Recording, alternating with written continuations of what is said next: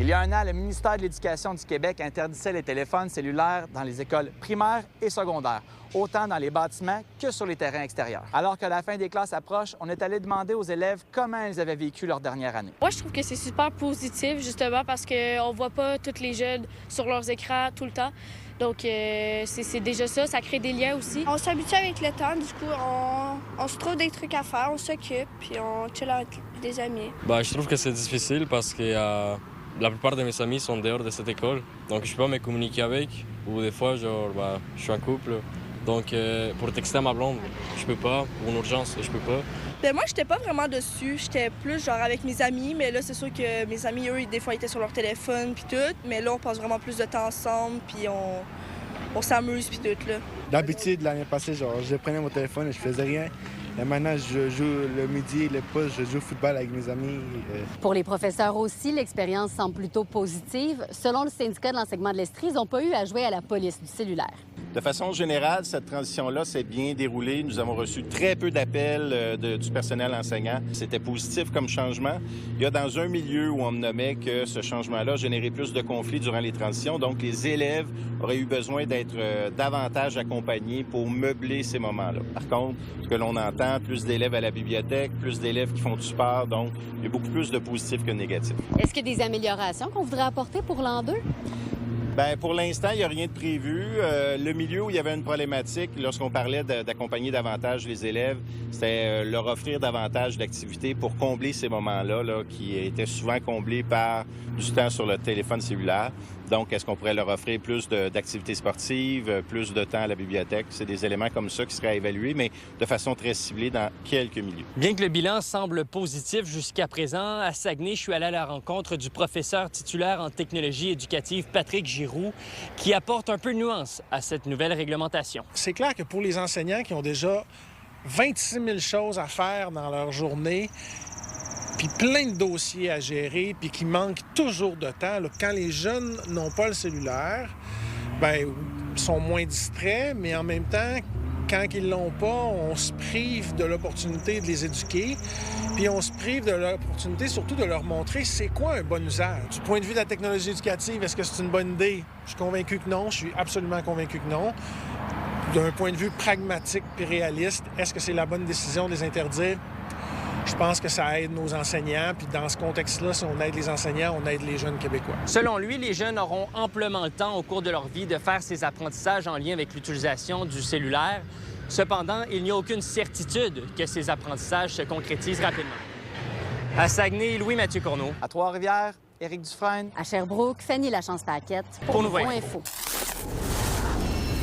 L'ancienne première ministre Pauline Marois veut convaincre les élus de la pertinence de tenir un sommet transpartisan sur l'itinérance dans un an. Elle aimerait rencontrer Christine Fréchette pour qu'elle s'engage en ce sens. L'actuel chef du gouvernement a refusé de se prononcer la semaine dernière.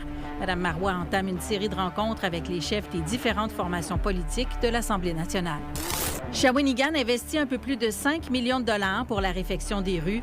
Plusieurs tronçons seront repavés durant l'été, notamment sur la 3e rue de la Pointe, sur les boulevards des Hêtres et Saint-Sacrement, en plus du chemin du Parc national. Ce premier contrat de 2,5 millions de dollars a d'ailleurs été octroyé durant la séance du Conseil mardi. On n'en mourra pas. On va mourir un jour pareil, mais pas de ça. Ils ont tout perdu. En pleine nuit, les flammes ont ravagé cette résidence de Daveluiville. Un homme a malheureusement perdu la vie dans l'incendie, mais les deux frères Daniel et Yvon Chauvette ont réussi à s'en sortir vivants, mais sans pouvoir sauver leur bien. En dedans, tout est fini. J'ai eu la bâtisse du garage. Ça, c'est un garage que j'ai bâti moi-même. La rallonge que j'ai faite moi-même. On passe à zéro. À zéro. Puis j'ai retourné à zéro. Le locataire, son salon, il était comme au 2e ici.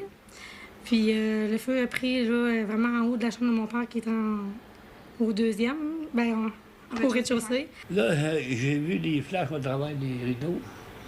Qu'est-ce qu'il y a là? Regardez, c'est plein de traces de pompiers. Là, on avait mettre les pieds sur le bord du lit, il y avait de l'eau en bas, moi. Qu'est-ce qu'il y a là? Là, je sors dehors, dans la chambre de bain, ça coulait par le plafond. Il arrosait déjà, eux autres. Lui, il est rentré pour aller chercher mon oncle. qui avait de la difficulté un petit peu à se réveiller. Depuis une semaine, les deux hommes tentent de reprendre leur quotidien. Malgré le choc et l'ampleur des pertes, ils choisissent de rester positifs. Tu sais, la vie nous amène Plein d'affaires. Il y a des moments heureux, puis il y a des moments tristes, puis on les a tous. Chaque geste compte. Depuis l'incendie, des voisins, des proches et même des inconnus se mobilisent pour aider les 2 sinistrés à répondre à leurs besoins les plus urgents. À remercier tout le monde, qui m'ont aidé jusqu'à date. Puis il y a mes enfants qui, la première journée à là aujourd'hui, qui ont travaillé vraiment beaucoup. On a eu beaucoup d'aide aussi de la municipalité. Là. Le maire était très présent. Ils nous ont ouvert, ça s'appelle le Carrefour des générations. C'est comme un peu un vestiaire là, pour les vêtements, des articles de cuisine, des souliers, tout ça. On a eu ça. Puis le propriétaire de son nouvel appartement, quand il a vu qu'il y avait quelqu'un qui a passé au feu, c'est lui qui a écrit, je pense, au maire pour lui offrir l'appartement gratuit pour le mois de juin, avec l'hydro-payé aussi, meublé, tout équipé. Fait que, on avait quand même une belle étoile malgré toute cette épreuve-là. Si les flammes ont réduit une partie de leur vie en cendres, les souvenirs, eux, restent bien vivants dans leur cœur. C'est des souvenirs, c'était une vie, hein? C'est une vie familiale, il était là, il était élevé, tout ça. On n'est pas à l'abri, personne, ça paraît à n'importe qui. C'est nos moments dans la famille. Papa, c'est la maison qui on se rassemblait dans les fêtes, puis à Noël. Puis... À Noël, oui. Je pense que oui. Noël, mon père, il a tout été très rassembleur. Faire des grandes tables là, avec toute la nourriture. Là, quasiment les... Oui, il y avait beaucoup de choix. Je pense que ça, c'est un des plus beaux souvenirs. Puis, tu sais, mes enfants, j'aurais aimé ça aussi qu'ils vieillissent puis qu'ils voient cette maison-là aussi. Une campagne GoFundMe a été mise sur pied. Jusqu'à maintenant, ce sont plus de 1 000 $ qui ont été amassés sur un objectif de 8 000 $. À Daveluiville, Coralie Morancy pour Nouveau Info. Ça sent la fraîcheur. On a l'impression que l'été arrive quand les fraises arrivent. Certains maraîchers de Compton ont commencé à cueillir leurs toutes premières fraises de la saison cette semaine. C'est le cas ici à la Vallée des Grands Potagers, alors que la fraise d'automne, qu'on appelle aussi la fraise hâtive, est disponible en kiosque. Pour la fraise d'été, il va falloir faire preuve d'un peu de patience. Quels sont les efforts qui sont mis en place pour justement faire la cueillette de ces fraises hâtives? On doit mettre des bâches à l'automne. Ce sont des grandes couvertures flottantes blanches qui permettent de protéger pour l'hiver du froid. Donc, 3 paniers de fraises de 2 litres. Ça va être complet comme ça pour aujourd'hui? Ouais. Vous êtes venu acheter vos premières fraises de l'année? Les premières de l'année locales, oui. Fait que ça, c'est la pudding. Ça, c'est les fraises avec la crème. Puis ça, c'est les fraises comme des bonbons. On a toujours eu l'habitude de venir en chercher. Puis on n'habite pas loin, donc c'est merveilleux. Mais là, je vais me faire une boîte avec de la rhubarbe. Fraise rhubarbe, c'est bon en maudit pour la bédaine. Quand les conditions sont optimales, un employé peut cueillir jusqu'à 14 kilos de fraises à l'heure. Ça va bien. Là, on a vraiment débuté lundi pour de vrai. Le beau soleil qu'on a depuis dimanche soir, le fait que les fraises sont belles et avancent bien.